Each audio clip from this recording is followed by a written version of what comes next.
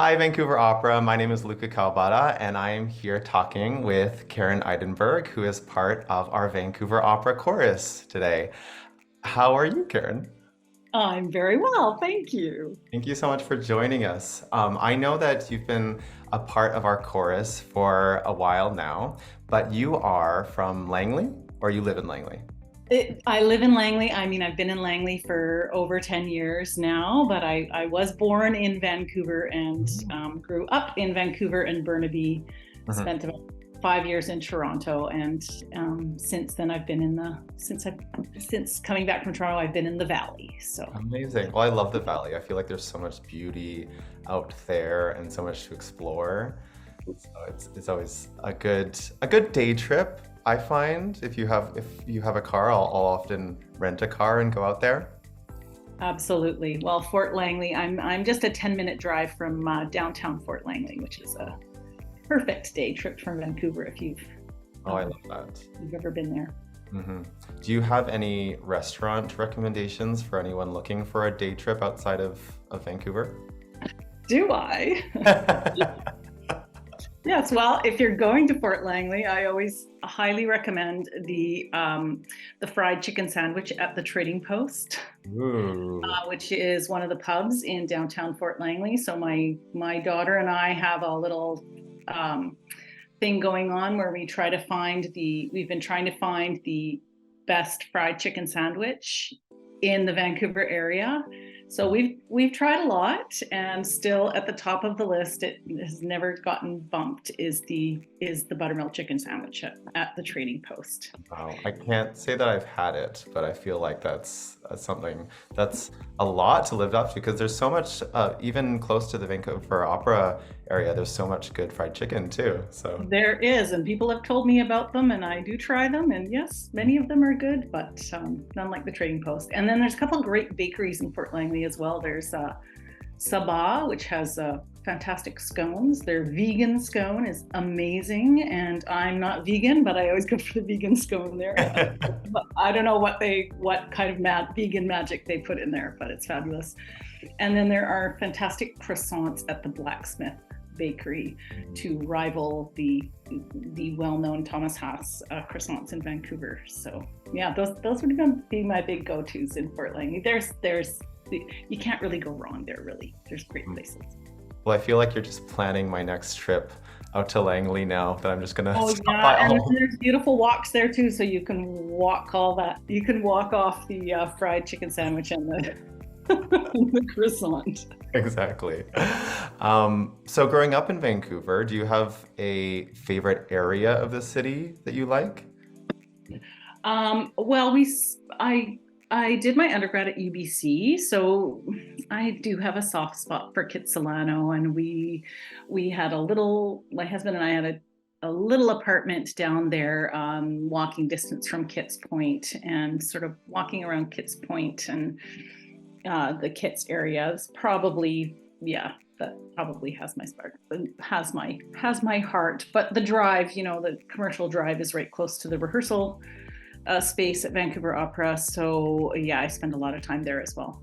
hmm Well, yeah, I always think about kits in the summer as being super busy, but I love kits like in the fall and in the spring. And yeah, I feel like there's a different vibe for each season in that Yeah, area too, yeah, for sure. yeah, which is amazing.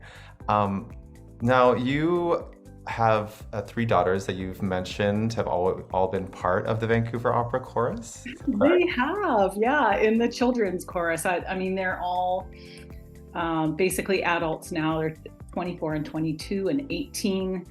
Um, yeah, and they've all have taken their turn being in the children's opera chorus. And none of them are performing professionally at this point. They're all very musical, but my oldest daughter, who does not like to perform in public at all, like she loves music, but not in front of other people. But she says it's a great little fact for the game Two Truths and a Lie, or a Mm, little known fact about herself. So the friends are always surprised when she tells them, "Yes, I've been in a few operas." yeah, I love that. I feel like There's always, whenever you mention opera in any capacity, the general conversation kind of people get taken aback and they're like, I didn't know that still existed. Yeah, yeah. I often get, "You're the first opera singer I've ever met." And then it's a great segue to start the conversation about the fact that opera is happening in the city in all different capacities, and that it's much more accessible than people might think it is. Yes, and people not realizing that there are super titles above the stage, right? That you will understand what's going on even if it's in a different language, like you just like if you watch a foreign film. Exactly. So I like to give them that bit of information as well. I feel like that's reassuring. So Yeah. yeah, I agree with that. What drew you to opera at the beginning of your love of music? Um, well, I always tell people, I'll give you the Reader's Digest version of my journey. And I always tell people that I really came to it through the back door Mhm, because I was going to do musical theater. mhm. And initially I was going to do musical theater just for fun, just as a hobby. But as so I started at Douglas College in an arts degree, and I joined a choir, and the choir was made up mostly of music students. And I kind of looked around and I went, I'm just as good as any of these music students. So started at Douglas College, ended up at UBC, still planning to do musical theater. And then my last year at UBC, I had a new voice teacher, and that was Ted Berg. And he said at the beginning of the year, don't worry, I won't turn you into an opera singer. And at the end of the year, I had my first opera contract with Vancouver Opera. And it was thanks to Ted because he was performing in Die Fledermaus as Eisenstein, and they hadn't cast a Sally yet. And he told them, he said, I have a student that I think would be great for this. And, she's doing her grad recital. You should come out and hear her recital. So someone from VO came to hear it, and then I did a further audition and I got the part. And then I never really looked back. I've done a little bit of musical theater as well, but really probably 90% of my work has been with the opera. Wow. And then a star was born and history. Yeah. Do you have a favorite musical? Favorite musicals, I guess. I do love The Drowsy Chaperone. I think that's a little gem. And I did recently see Guys and Dolls I was fortunate enough to be able to travel to London. I visited my daughter who was there, and there's a new production of Guys and Dolls that was just spectacular. So I'd have to say currently my favorite musical is Guys and Dolls. Oh. Guys and Dolls was one of the first full musicals that I performed in too. And Oh, I, what did you do in it? I was in the ensemble, but Okay, you were a guy. yeah, I was a guy. Were you a guy or a doll? But it's even just that kind of that style of music that's just like so it's fun to sing always. I am pretty old school in my musicals, and even in the Drowsy Chaperone is very Hmm. old school style, right? So, Yeah. And I yeah. think with opera singers, the kind of vocal production too, it feels as not a giant jump to sing that kind of music No, too. for a legit Broadway sound, for sure. I mean, good singing is good singing. And good technique is good technique, Yeah. right? And you can certainly adapt for what you need, just as in the opera repertoire, or whether you're singing, Schubert or Mhm. or Puccini. You can adapt a little bit, and yeah. So that's my philosophy, anyways. Mhm. Do you have any operas that are on your bucket list to perform? I would, well, this would probably come under the category roles that I probably never would perform. I love But that. uh, Hansel and Gretel and Hansel and Gretel would be. I just, I love that opera.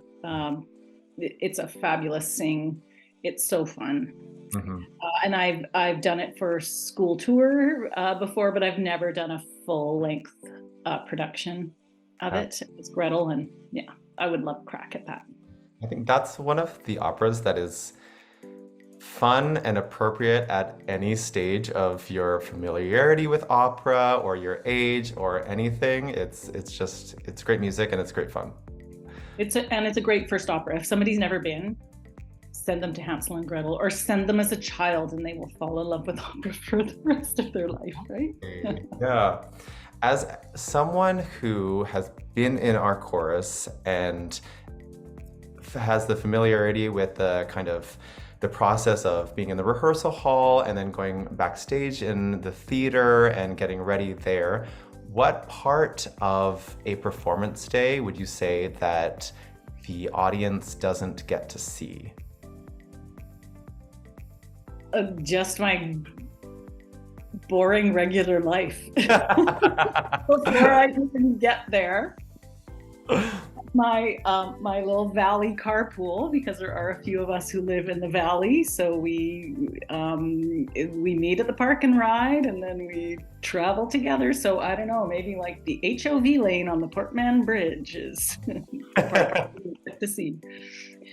We did blow a tire one time just before the Portman Bridge. I think it was a dress rehearsal. I don't think it was a performance, but I think it was a dress rehearsal, and we barely made it in time. I don't think we even got makeup on before we got on stage. We basically raced backstage, dove into our costumes, and because the chorus is on right at the top of the show. So those things happen on performance days, right?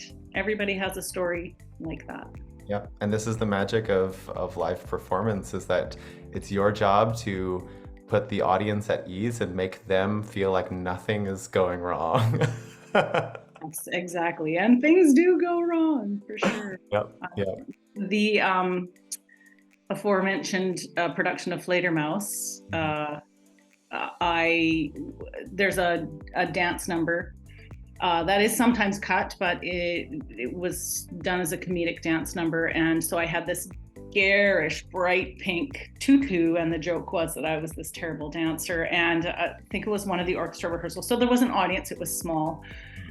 They had done it as a zipper because it was a quick change, but I popped the zipper, the whole thing just like sprung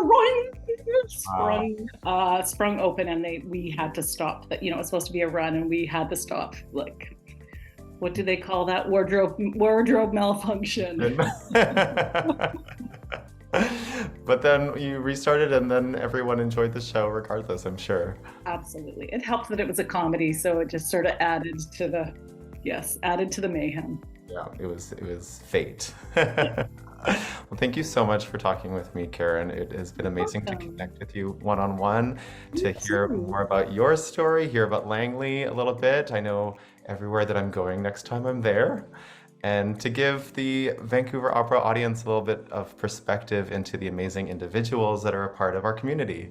Well, thank you, Luka. Thank you Nice so to much. talk to you. Okay, bye.